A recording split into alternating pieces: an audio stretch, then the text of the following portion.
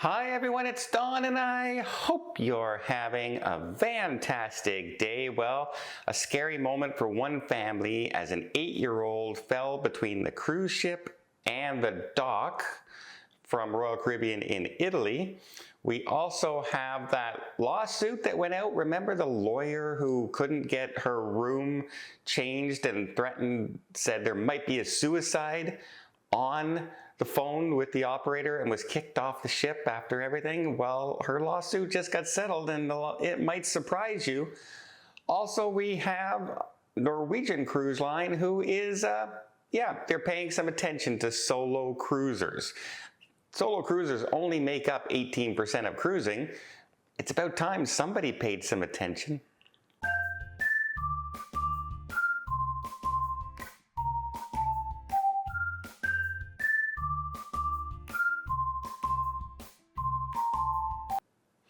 First off, a quick update. If you have sent me an email about the Sun Princess group cruise on December 7th, please be patient. I am going through radiation this week, and it is, how do I say, just kicking the crap out of me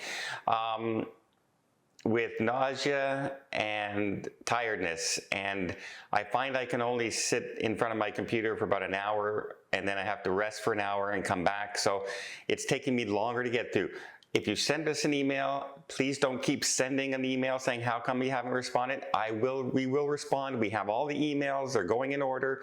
We are booking everybody, and we will be in touch soon. It's just taking me personally longer. I'm the one who makes all the bookings, and in order to make a booking, you send an email. I create a booking sheet. I have to transfer all the information to a booking sheet. I print out a copy of that. I save a copy of that. Then I have to go into the cruise ship, find a cabin, make the booking, make the adjustment, add the essentials, change the insurance, change the Canadian dollars, change the amount of people, add the names. It takes about 10 to 15 minutes per booking. So far, I've done 75. You can imagine if it's 10 minutes per booking, how much time that's taking. And as I'm not feeling the best right now, don't worry. I still have a reduced deposit sale coming up again. It's good for all this time. And if you send me an email, I will get to you. It's just becoming a matter of time for myself. Please have patience with me. I picked a bad week. I didn't realize the radiation treatment was going to hit me this severe. Okay, on with the news. Royal Caribbean had the Enchantment of the Sea was sitting in Italy. It was its first port when a family was getting off, a young 8-year-old boy with his mother and father. The father was holding the boy's hand, but as kids will do, they're anxious to go ashore, they're fussy, and they were pulling and pulling, and the father was struggling, and finally the kid slipped away, ran a few feet, and fell, wouldn't you know it, directly between the cruise ship and the dock. Now, in case you're wondering if the parents were being, not paying attention and all that, the father followed the son into the water immediately. Like, he saw what was happening and he didn't even take a breath. He just booted towards the water and jumped in after his son.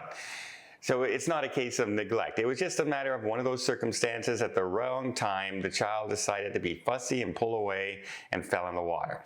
Now, the mother screamed out right away what was going on as well, which alerted security that was on the dock and crew members and every other passengers, and everyone rushed over. A rope was thrown to the boy, and the boy was able to hang on to it and be brought up. No injuries, everything was good. The father had a ring thrown to him. He was also assisted back, and the family is doing fine. There's no permanent injuries, but maybe the boy might have learned a lesson to maybe stay with your parents when you're getting on and off a cruise ship. However, it was quick work by fellow passengers, the father, and the crew members to make sure that none of this had happened. It seems like, oh, it's just some water there, it's no big deal and everything, and the cruise ships aren't right up against the dock after all. They have those big buoys there to protect, except there can be a huge undertow. And if the boy would have slipped beneath the dock or the water, this could have ended in a much different tragedy. Not to mention, had there been a boat traveling past the dock or docking at another dock beside them, the suction from that could have drawn the child in closer as well. which is why they always tell you to stay within, a certain distance away from the edge of a dock. So many people like to get right up over that dock and look over, and that's probably the time something like this is going to happen. But the good news is, everybody's fine, the child is fine, the family is doing fine. Now, that lawyer who on the cruise line said, you know what, because she was feeling sick and she was in the cabin, she says, I need to be moved. And they said, there's no more cabins left to move you. We can't move you. She said, well, if you don't move me, there's going to be a suicide in this room. Well, they brought her down to a psychiatrist and they deemed her fit to travel after that, because as soon as you mention that word, you get pulled up by security. And she sued the cruise line for, wrongful imprisonment and detaining and other things. All of those were thrown out. However, the court did come back and say that once the psychiatrist said that she was fit to travel, she should not have been removed from the cruise line. So they awarded her $10,000 plus another 10,000 pounds, 6,000 some pounds also there, and now she's trying to get the court costs. Now the court costs are going to be possibly in the hundreds of thousands of dollars in this, if for both sides total.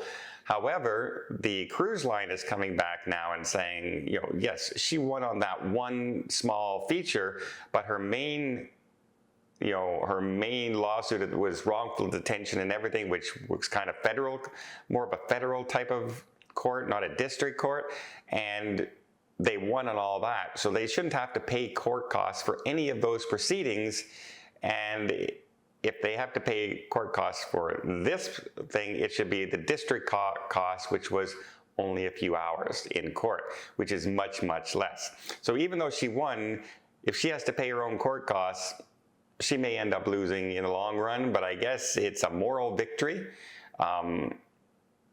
I don't know myself, we weren't all there for the exact conversations and everything, but I feel in some way go to an airline and say, on your way into the plane, say, yeah, I'm going to kill myself on this plane, and see if you get to stay on that plane.